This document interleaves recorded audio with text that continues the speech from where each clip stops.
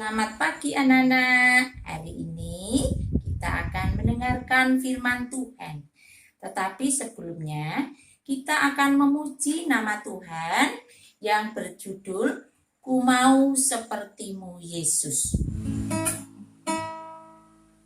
Bagaikan berjalan siap dibentuk demikian hidupku di tanganmu dengan urapan kuasa Rohmu ku dibarui selalu. Jadikanku Allah dalam rumah-Mu, yang hidupku di tangan-Mu, telah seluruh kehendak-Mu, pakailah sesuai rencana-Mu.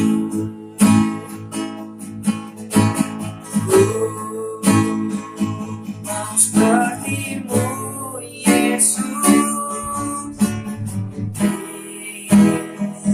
sempurnakan selalu dalam segala jalanmu, memuliakan nama-Mu.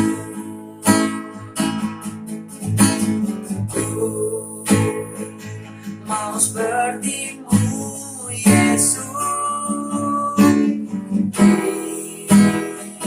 sempurnakan selalu dalam segala jalanmu, memuliakan nama-Mu. Pagi anak-anak, salam, apa kabar? Pada hari ini kita sebelum mendengarkan firman Tuhan, kita berdoa dulu. Bapa kami yang di surga, pada hari ini kami berterima kasih karena Tuhan senantiasa memberkati kita semua. Terbukti pada saat ini Tuhan, Engkau telah memperbolehkan kami untuk bersekutu memuliakan nama-Mu, yaitu ibadah online pada saat ini. Biarlah Tuhan, nanti firman Tuhan yang kami dengarkan dapat berguna untuk menguatkan iman kami dan juga untuk melebarkan kerajaan-Mu. Tuhan, kami semuanya nanti siap untuk mendengarkan firman-Mu. Dalam nama Yesus kami berdoa dan mengucap syukur. Amin.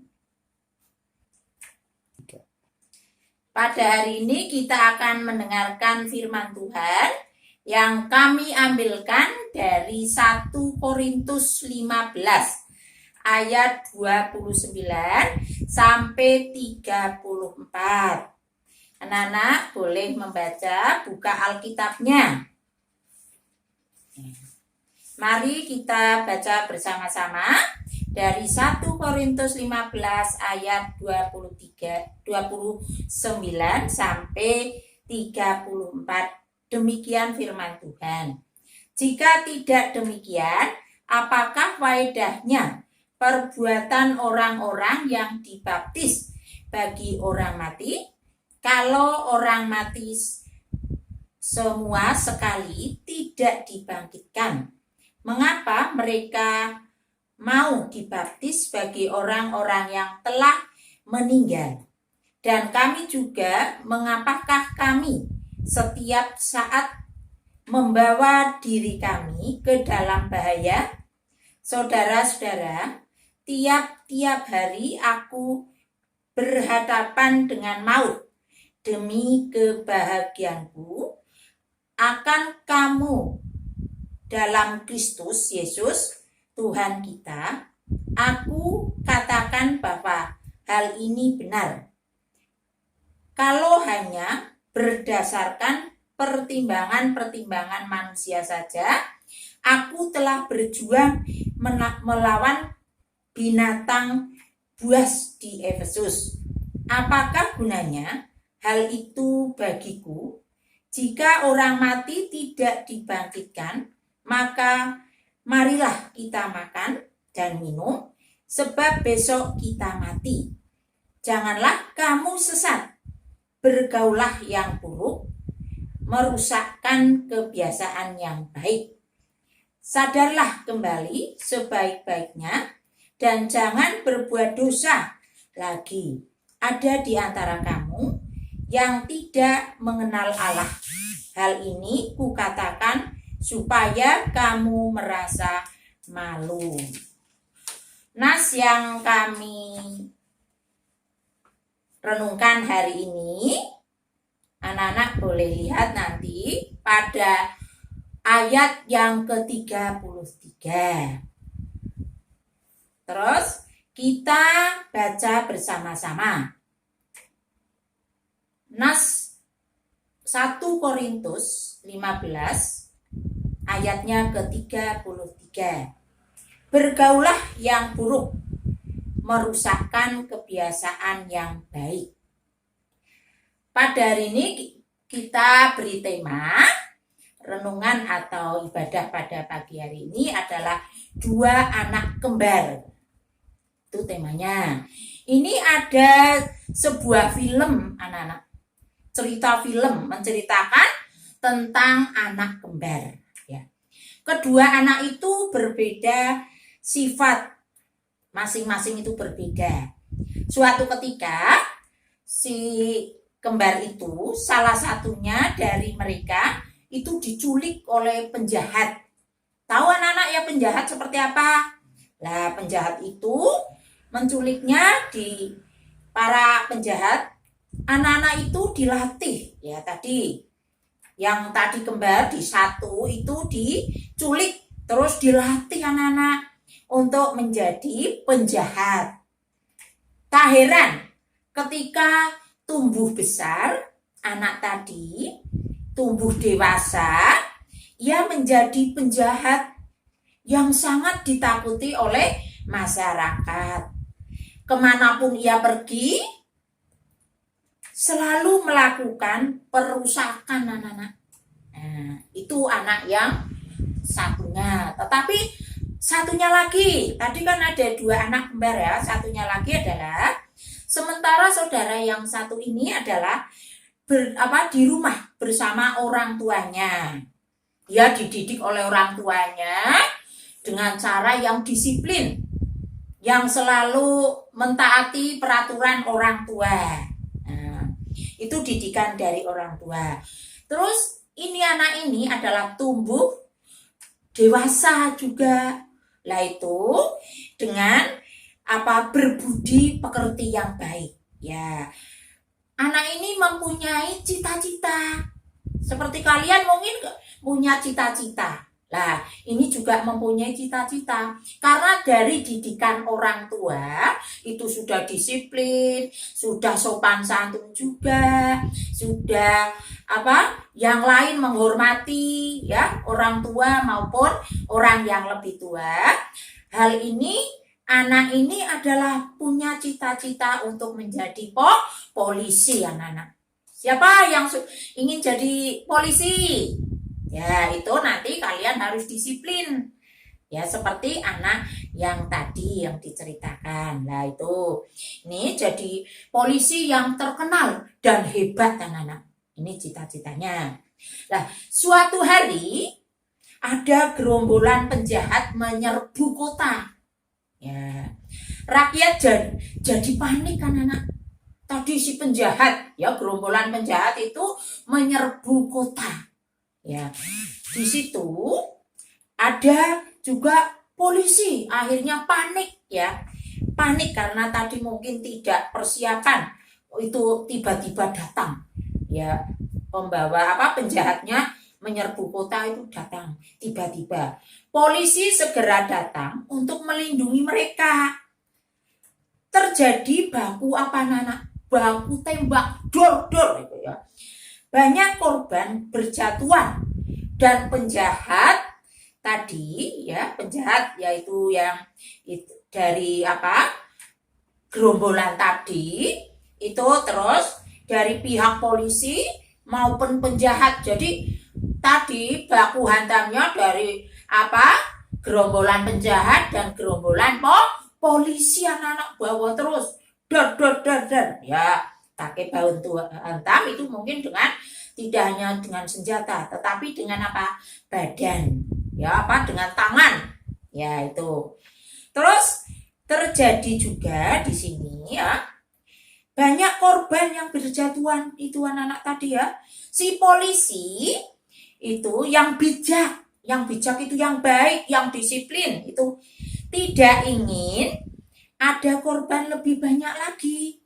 Maka ia usul, anak-anak usul itu punya keinginan ya, usul namanya, untuk berduel melawan pimpinan penjahat, anak-anak ya. Tantangan itu diterima ya. Si polisi bijak dan pimpinan si penjahat tadi ya siap berduel ya. Rakyat yang berkerumunan di situ terheran-heran sebab wajah keduanya sangat mirip ya.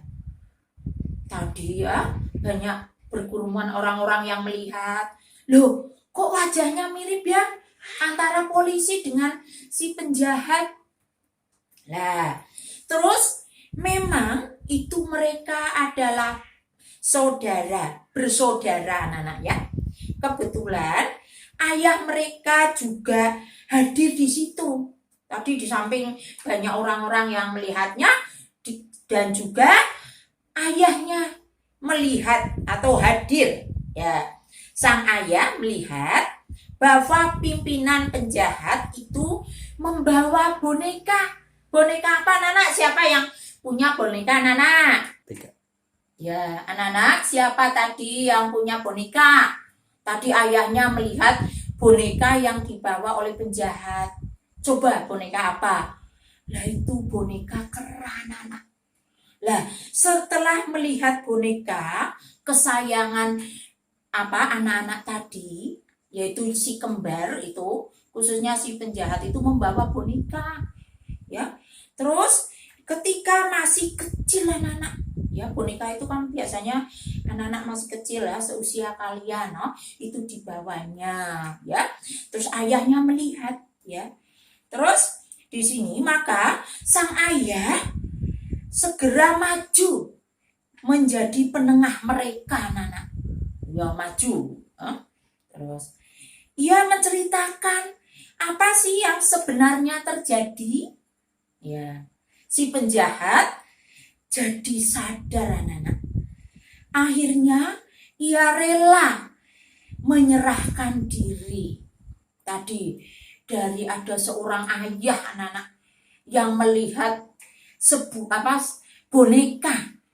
bonekanya kera. Jadi teringat waktu anak-anak kecil, anak-anaknya masih kecil itu membawa boneka. Nah, itu. Jadi di sini adalah tadi si penjahat semakin menyadari bahwa saya kok jadi jahat.